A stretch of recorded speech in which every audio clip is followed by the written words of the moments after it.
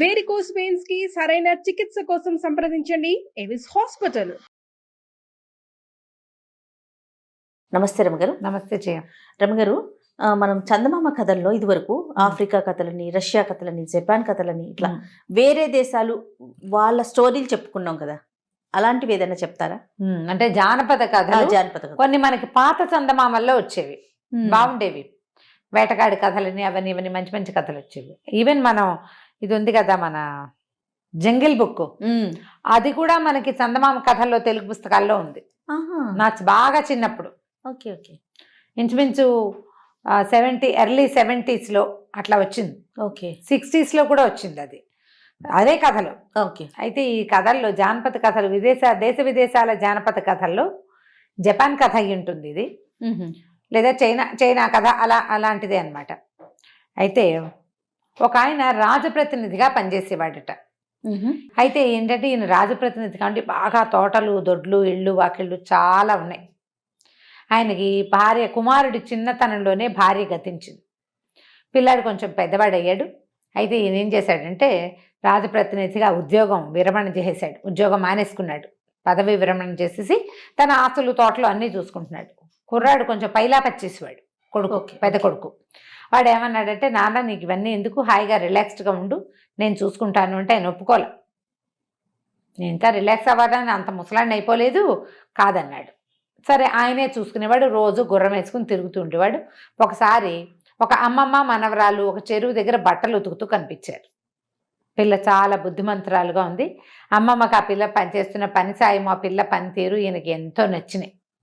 భార్య లేదు కదా, అందుకని ఈయన ఏం చేశాడు, ఆ ముసలమ్మతో ఏం మాట్లాడాడంటే, నీ మనవరాలను నాకు ఇచ్చి పెళ్లి చెయ్యి, మరి నా ఆస్తిలో కొంత భాగం అమ్మాయికి ఇస్తాను, తర్వాత నువ్వు కూడా మాతో పాటే ఉండొచ్చు, నువ్వు ఇలా కష్టపడుతూ పిల్లని పెంచుకోవాల్సిన పని లేదు అని ఒక 18 ఏళ్ళ అమ్మాయి అడిగేసరికల్లా వాళ్ళు కూడా ఏమనుకున్నారంటే, వాళ్ళ దగ్గర రూపాయి లేదు, కూతురును అల్లుడు చనిపోతే పిల్లని అమ్మమ్మ పెంచుకుంటుంది, ఏదో కష్టపడి ఎలాగో బతుకుతున్నారు. రాజప్రతినిధి ఇంత ఆస్తిపరుడు పెళ్లి చేసుకుంటారంటే రెండో పెళ్లి అయితే మాత్రం ఏమైంది అని చెప్పేసి పిల్లనిచ్చి పెళ్లి చేసింది. ఆ ముసలమ్మ కూడా వచ్చి వీళ్ళతో పాటే ఉండేది.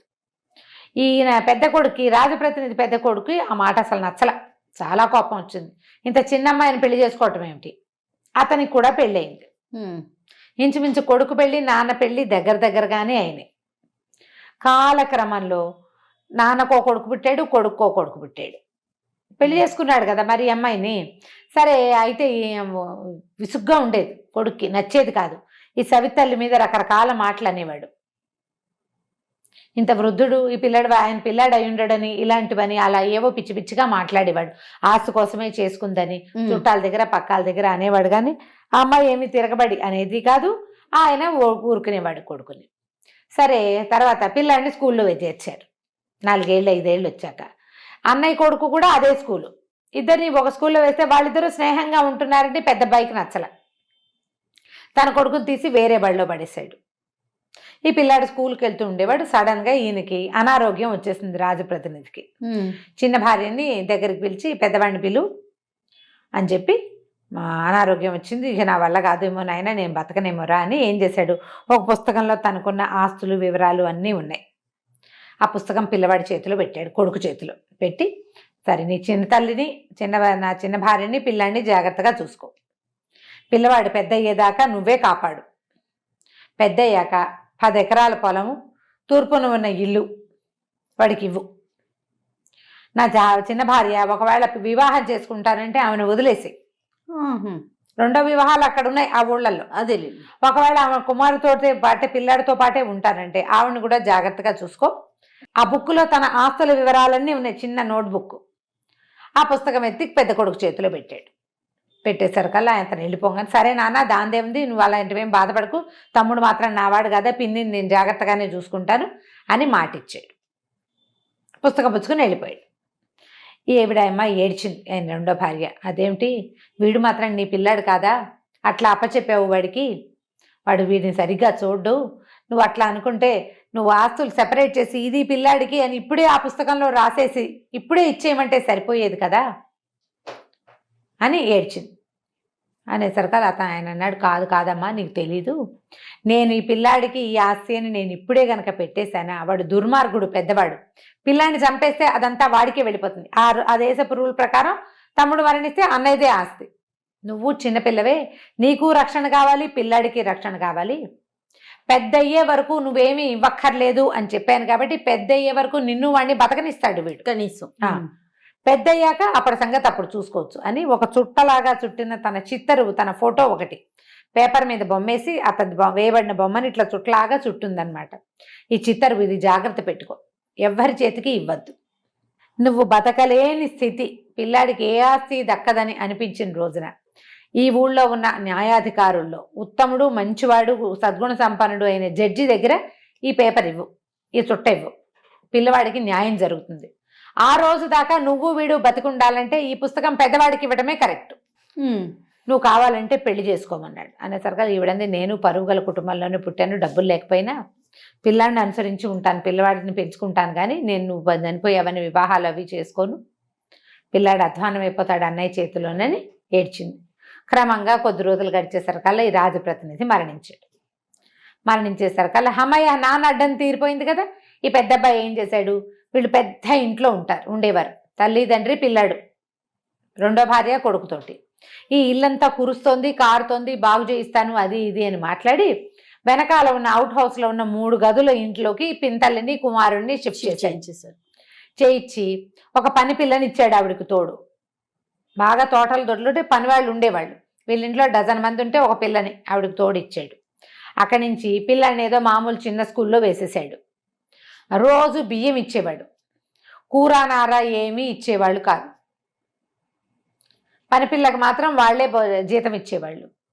ఇక పిల్లాడిని ఈవిడ అమ్మాయి ఏం చేసేదంటే, ముందు నుంచి పేదరికంలో పెరిగింది కదా ఈవిడ రెండో భార్య, ఆవిడేదో బట్టలు కుట్టి అవి ఇవి కుట్టి కూర నార నెయ్యి నూనె ఖర్చు గడుపుకునేది. పిల్లాడు అట్లాగే పాపం పెరిగి పెద్దయ్యాడు. వాడికి ఒక 14 ఏళ్ళు వచ్చాయి.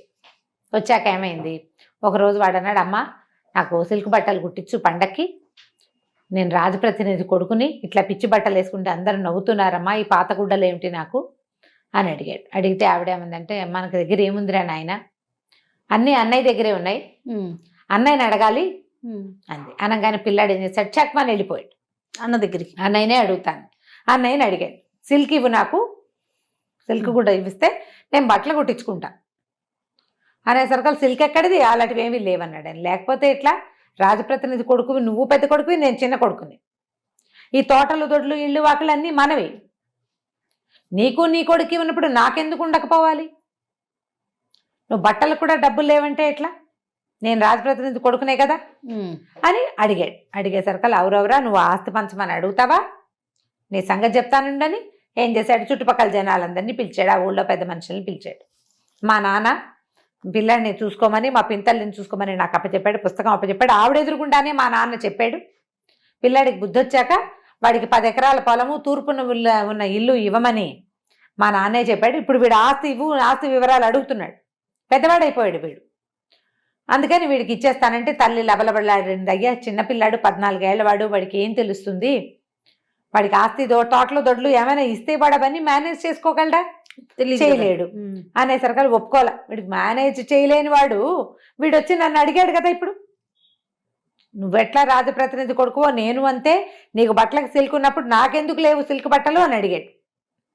అంటే వాడు చూసుకోగలడు అనమాట, ఇచ్చేస్తాను అని చెప్పి తూర్పున ఉన్న ఒక పాత ఇల్లు, 10 ఎకరాల ఒట్టి ఊసర క్షేత్రం, ఏమీ పండని 10 ఎకరాల భూమి ఇచ్చేసాడు.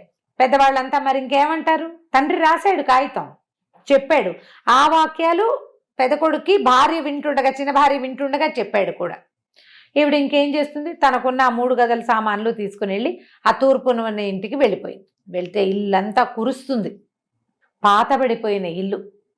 ఒక 3 గదులు మాత్రం వాళ్ళు కొంచెం అలవాటుగా ఉంది కదా అక్కడ పని చేసుకోవటం, కొన్ని గదులు కొంచెం సరి చేసుకుని తండ్రి కొడుకు తల్లి ఉండటం మొదలుపెట్టారు. అది ఇప్పుడు ఇంతవరకు అక్కడి నుంచి బియ్యం వచ్చేవి, పనిపిల్ల ఉండేది, ఇప్పుడు రెండూ లేవు. ఈ ఇల్లు ఆ పొలంలో ఏమీ పండవు, తొండలు గుడ్లు పెడుతూ ఉంటాయి. ఈ ఇల్లేమో ఇది, పోనీ ఇల్లు అయినా శుభ్రంగా ఉంటే ఎవరికైనా అద్దెకిచ్చి ఇంకోళ్ళని సహాయంగా పెట్టుకోవచ్చు. ఇల్లంతా పాడైపోయింది, రిపేర్ చేసుకోవడానికి వీళ్ళ దగ్గర రూపాయి లేదు. అయితే అప్పుడు ఏమైందట, ఆ రోజుల్లో ఓ సంవత్సరం 8 నెలలు ఇట్లా గడిచింది కష్టంగా వీళ్ళకి. చాలా కష్టపడేది పాపం, పిల్లాడి చదువుకి తిండికి ఎంత హింసపడేదో తల్లి. ఆ ఊళ్ళోకి ఒక కొత్త న్యాయాధికారి వచ్చాడు. ఆయన భలే గట్టివాడైతే ఈవిడ ఏం చేసింది, ఒకరోజు కుమారుడిని తీసుకుని ఆయన దగ్గరికి వెళ్ళి, అయ్యా నేను ఫలానా అండి, రాజప్రతినిధి రెండో భార్యని, ఇట్లా నన్ను రోడ్డు మీద చూసి పెళ్లి చేసుకున్నాడు, మరి ఆయనకు ముందో కుమారుడు ఉన్నాడు, నాకు ఒక పిల్లవాడు కలిగాడు, ఆయన చనిపోయే ముందు కొడుకేమో ఆ కాయ అది ఇచ్చాడు, నాకు ఇది ఇచ్చాడండి, ఎవరైనా ఉత్తముడైన న్యాయాధికారి దొరికితే ఆయన చేతికి ఇది ఇవ్వమని ఇచ్చాడు అని ఆ చుట్ట ఆయన చేతిలో పెట్టింది. ఆయన చుట్టంతా ఊడదీసి చూస్తే ఆయన రాజప్రతినిధి యొక్క ఫోటో అది. ఎంతసేపు చూసినా ఏమీ కనపట్టాల. అయితే దాన్ని మళ్ళీ చూడుతుంటే ఏదో కదులుతున్నట్టుంది లోపల. ఏమిటా అని ఆయన ఏం చేశాడంటే ఆ పటాన్ని పట్టుకుని ఒక పక్క నుంచి చింపాడు. దాని వెనకాల 2 కాగితాలు మడతలు పెట్టున్న ఇది కనపడింది. 2 పేపర్స్ ఉన్నాయన్నమాట. సరే ఈయన రాజప్రతినిధి ఆ వెనకాల దాచాడు అదేదో. తీరా చూస్తే అందులో నాకు పెద్ద కుమారుడు దుర్మార్గుడు చిన్నపిల్లవాడిని చంపేస్తాడని ఏర్పాటు చేశాను, తూర్పున ఉన్న ఇల్లు 10 ఎకరాల పొలము ఇవ్వమని చెప్పాను, తూర్పున ఉన్న ఇంట్లో గోడ కింద వీటితోటి కుండలతోటి బంగారము మణులు వజ్రాలు దాచిపెట్టాను, అవి నా చిన్న కుమారుడికి చెందాలి. ఇప్పుడు అవి దాచి ఉన్న సంగతి ముందే తెలిస్తే ఇంకో రకంగా ఉండేది కదా.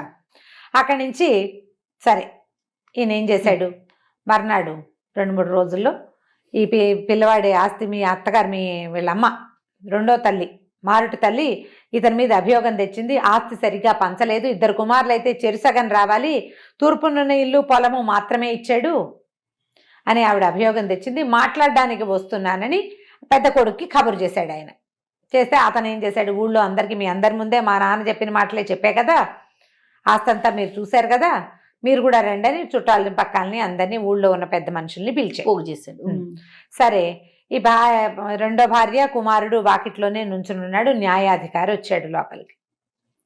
వస్తూ ఆయన మంచి గంభీరంగా ఉన్నాడు. రాగానే ఏమన్నాడంటే, ఇంకో కుర్చీ వేయండి వీరికి కూడా అన్నాడు.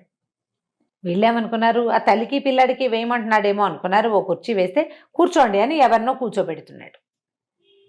తర్వాత ఆ కుర్చీలో కూర్చున్న వ్యక్తితోటి మాట్లాడుతుంటే చుట్టుపక్కల ఉన్నవాడితో, ఏమిటి ఈయన ఎవరితో మాట్లాడుతున్నాడు, ఎవరినైనా ఆత్మని ఈయన చూస్తున్నాడేమో అని బెదిరిపోయారు జనం అంతా. అలాగా మీ పెద్దబ్బాయి అదే, మీ చిన్నబ్బాయి ఇదా, మీ భార్య ఫలానా వంశానికి చెందిందా అని ఇట్లా మాట్లాడుతున్నాడు. అలాగే తప్పకుండా మీ అబ్బాయిని అడుగుతాను, అతను సరే అంటే సరే, కాదంటే అతను చేసిందే లెక్క, మీరు చెప్పినట్టే తప్పకుండా చేస్తాను అని నమస్కారం అన్నాడు. అన్నాక ఈ పెద్ద అబ్బాయి అడిగాడు, ఎవరితోటి మాట్లాడతారంటే, మీ నాన్నగారట. మా నాన్న ఎక్కడున్నాడండి అన్నాడు. మా నాన్న ఎక్కడున్నాడు, అదేమిటి కుర్చీలో కూర్చున్నాడు కదా, ఎత్తుగా మనిషి, చప్పి దవడలు, పెద్ద పెద్ద కళ్ళు, ముంగమీసాలు, రాజప్రతినిధి వేసుకునే బట్టలు వేసుకున్నాడు అనేసరికి ఆయన అలాగే ఉండేవాడు. పెద్ద పెద్ద కళ్ళు ఆయనవి, దవడలు ఇట్లా కొంచెం పైన ఎత్తుగా ఉంటే కిందకి చప్పిగా ఉంటాయి, పొడుగాటివాడు. రాజప్రతినిధి వేసుకునే బట్టలు వేసుకుని గుర్రం మీద గుర్రం దిగాడు వాకిట్లో, నల్ల గుర్రం అనేసరికి అందరు అవునవును రాజప్రతినిధే ఆయనే ఇక్కడ కూర్చున్నాడు నా పక్కన, నాకు చెప్పాడు మీ ఆస్తి వివరాలు అనేసరికి జనం అంతా నిర్ఘాంతపోయారు. ఏం చెప్పారు, మా నాన్న చెప్పిందే చేస్తాను అన్నాడు పెద్ద కొడుకు. మా నాన్నే చెప్పాడు కాబట్టి ఇప్పుడు మిగిలిన ఆస్తిలో మా తమ్ముడికి ఏం లేదు, ఆయన చెప్పినట్టుగా చేశాను. సరే అయితే దీనికి ఖరారైనా అన్నాడు ఆయన. 100% ఆ పొలం వాడిదే, ఆ ఇల్లు వాడిదే, నేను అందులో నుంచి ఏమీ ఆశించను, వాళ్ళకే ఇచ్చేస్తాను అన్నాడు. సరే అయితే అని, అయ్యా అందరూ వినండి, ఇప్పుడే ఇక్కడ కూర్చుని వెళ్ళినటువంటి రాజప్రతినిధి గారు చెప్పాడు, ఆ తూర్పున ఉన్న ఇంట్లో గోడ కింద ఒక కుండలో బంగారు నాణేలు, ఒక కుండలో వజ్రాలు, ఒక కుండలో వైఢూర్యాలు, ఇట్లా 8 కుండలతోటి బంగారము వజ్రాలు దాచిపెట్టాడు. అది తన చిన్న కుమారుడికే చెందుతుంది. ఊసర క్షేత్రం, ఇంకా పొలం, ఆ పొలం ఉన్నా లేకపోయినా ఇబ్బంది ఏం లేదు, అది ఆ ఇంటిని ఆనుకుని ఉన్న పొలం, అతను ఇంకా ఇల్లు కట్టుకుంటాడు, వెనక్కి పెద్ద రాజభవనం కట్టుకోవచ్చు ఈ డబ్బులతోటి అనగానే పెద్ద కుమారుడు నిర్ఘాంతపోయాడు. తమ్ముడు నేను చెరిసగం అని పంచుకుని ఉంటే ఆ కుండల్లో ఉన్న ఈ కోట్ల రూపాయలంతా సగం 4 కుండలు ఇటు వచ్చేవి, 4 కుండలు గ్యారంటీగా వచ్చేవి కదా, మిగిలిన ఆస్తి దాంట్లో 10వ వంతు కూడా రాదు. కుమిలిపోయాడు, ఏం చెయ్యాలో తెలియక అందరి ముందు ఒప్పుకున్నాడు. ఇక ఏం చేస్తాడు, నోరు గట్టిగా మూసుకుని ఊరుకున్నాడు. ఈయన బయటికి వెళ్తూ, అమ్మ నీ భర్త ఆ చిత్తరువు ఎందుకు పంపించాడంటే ఆ ముఖం ఆయన ఎట్లా చెప్పాడు ఆ గుర్తులు ఆయనకు తెలియదు రాజప్రతినిధి ఎవరో. కేవలం ఆ ఫోటోలో ఉన్న వ్యక్తి నల్లటి గుర్రవెక్కి కూర్చున్నటువంటి ఆ వ్యక్తి ఫోటో చూసి ఆయన్ని వర్ణించాడు ఇక్కడ. అంతే. ఆయన రాలా పెట్ల, జస్ట్ వీళ్ళని అట్లా మభ్యపెట్టాడు అనమాట. ఇప్పుడు రేపొద్దున కనుక ఆ కుర్రాడికి అక్కడ వజ్రాలు వైడూర్యాలు దొరికితే ఇది మా నాన్న ఆస్తి, నాకు సగం కావాలని వాడు అన్నయ్య. నలుగురిలో అతన్ని ఇంకా ఏమీ అనడానికి వీల్లేని పరిస్థితి కల్పించిన తర్వాతే ఆ కుర్రాడికి, ఎందుకంటే ఈ 15 సంవత్సరాలు ఆ పిర్రాడు పెరిగితే వాడికి పాపం ఏమి తిండికి కూడా బట్టలకు కూడా గతి లేకుండా చేశాడు అన్నయ్య. తనతో సమానంగా తమ్ముడిని చూసుంటే బాగుండేది. మనం ఆలోచించకుండా పనిచేస్తాం. ఈ ఆలోచించకుండా రేపేమవుతుందో అన్న ఊహ లేకుండా పనిచేసే వాళ్ళందరికీ ఇలాంటి శాస్తే జరుగుతుందని చెప్పబడే కథల్లో ఇదొక కథ.